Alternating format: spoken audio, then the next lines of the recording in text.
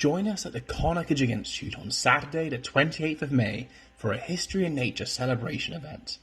Celebrate the start of summer with a day of themed programming, combining the best of our 18th century programs with nature-themed activities, with hands-on crafts, presentations, guided tours, and learning for all ages.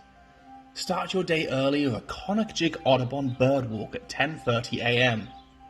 As well as seeing some of the rarest species that are currently migrating past the Connacht Institute, the Audubon Society members will teach you about how to find the best of your backyard birds. In addition, Audubon photographer Bob Keener will be giving advice on catching that rare snap of birds in flight.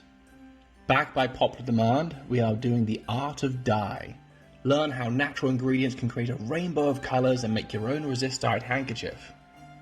Not everything that slithers is scary, and not everything that is wet and wiggly is weird. Explore the tiny world of what's living in our wetlands, from macroinvertebrates to giant snapping turtles. It is the time of the year when a garden is thriving, so for every event we do encourage you to lend a hand in the kitchen garden, in harvesting or sowing the next crop.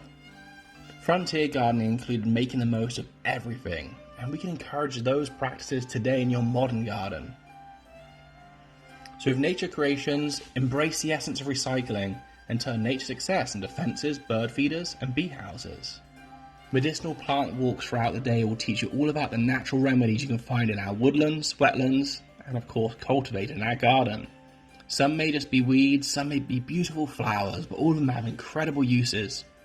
Hot food, beverages and treats will be available to purchase from Jenny's Knife and Spork, located at our central parking lot. This event is free and fun for all of the family, and is made possible by grant funding from Americana Corner, the Pennsylvania Historical Museum Commission, and by donations by people like you.